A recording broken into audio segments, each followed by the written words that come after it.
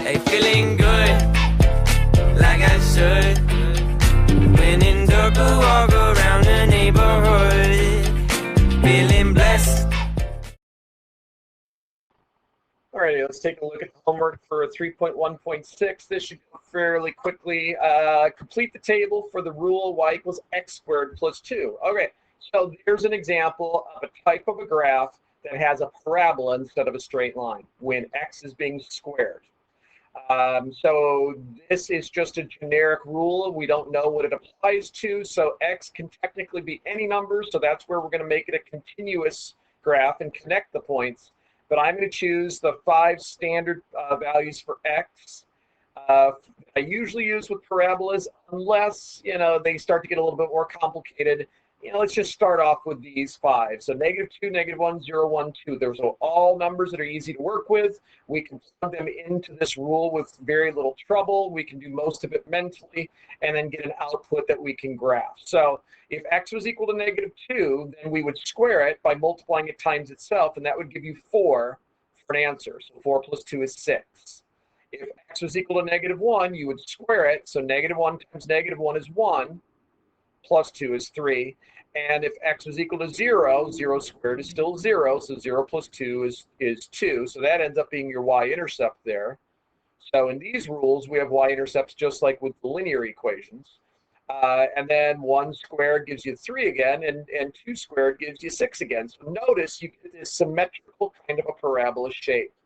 When x was equal to -2, you got the same answer for y as when x was equal to +2, since when you square a -2, it's a negative times a negative gives you a +4. And when you square a +2, it's a positive times a positive, which gives you a positive answer, in this case, +4. So you end up getting what I call a line of symmetry. Let me go ahead and make this a line of symmetry. Kind of happens here, right? You get the 3 and the 3, the 6 and the 6, and there's your line of symmetry here. So that line of symmetry in your parabola actually is just that. It's a line of reflection. So what you're going to learn eventually is that when you're graphing these parabolas, finding where the vertex is, the vertex always falls on that line of symmetry.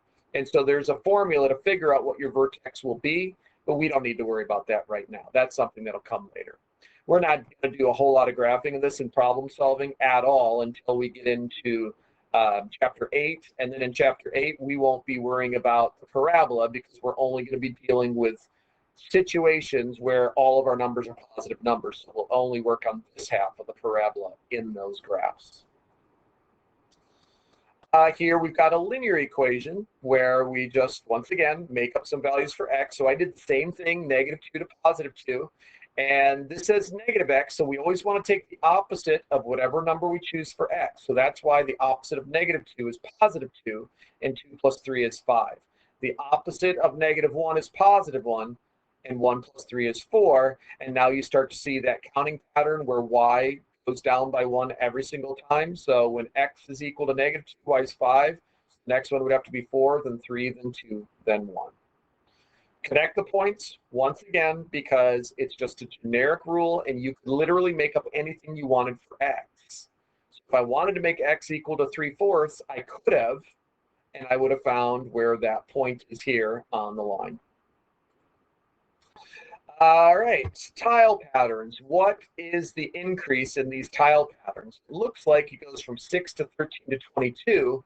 So in this particular sequence, it increased by 7. In this one, it increased by 9. The next one, it's going to increase by 11. And the next one after that, it's going to increase by 13. This, because it's not a constant growth rate, implies that the rule that you're going to follow is going to have a square variable. It's going to be an x squared somewhere in the rule, okay? So what I'm noticing is this. Do you notice how there's a square right there? And there's a square right here? And there's a square right there? Well, we can use that. Do we even have to figure out what the rule is to this? Oh, I want to figure out what the rule is. I'm going to tell you, even though you didn't need to figure it out. So what am I noticing here? This square, which has 4 units in it, means we took whatever our figure number was and added 1 to it, and then we squared it. Okay? So that is this. Every one of those squares follows that pattern. This is 2 plus 1. This is 3 plus 1. So whatever your figure number, x plus 1, then we square it. That gives you this big, the number of tiles in those squares. So for instance, figure 3 would be 3 plus 1 is 4. 4 squared is 16, and there are 16 smaller squares in there. And now what about the tail? Looks like the tail ends up being, what is this? 2 times that.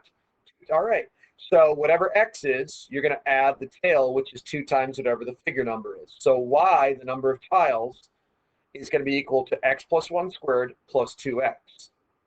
The 100th figure is going to end up being 101 squared plus 2 times 100. And since 101 squared ends up being 10, let's check it out. 101 times 101 is 10,201. 10,201 plus 200 means the 100th figure would have 10,401 tiles.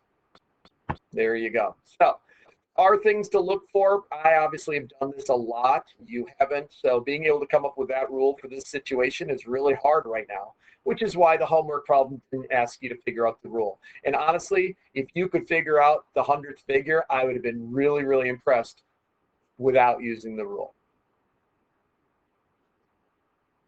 All right, write an expression that represents the perimeter of this shape. So we've got to take a walk around the shape to figure out what all those little units are. This is y minus the x. And this section right here is x minus that, minus that little 1. And so you got x, y minus x, x minus 1, 1, 1, 1, x, and y. So how many total y's are there? 2 y's. How many total x's are there? Well, these 2 x's cancel each other out, right? An x and a negative x. So you just got your 1, 2, 3, 4 x's. And then this negative 1 cancels out with that positive 1, leaving you with just 1, 2. So 4 x's, 2 y's, and a 2. So once you know what the simplified expression is, then you can figure out, all right, if x is equal to 3, then 4 times 3 is 12. If 7 is equal, or y is equal to 7, then 2 times 7 is 14. Then plus the 2 means that this must have a perimeter of 28 units. And now copy and simplify the expression. So this is all review, making sure you understand how to combine like terms. I'm not going to bother showing you how this works. I've shown it to you dozens of times. Now is the time for you to just check your work, see if you can figure out where you made your mistakes, and if you absolutely cannot figure it out, please contact me and let me know. Okay? So you go ahead and pause to write down those answers if you got them wrong and figure it out. I'm going to stop the video, but you can pause it before it ends and do your check. All right, take care. Bye. Hey, feeling good, like I should. When in dark, walk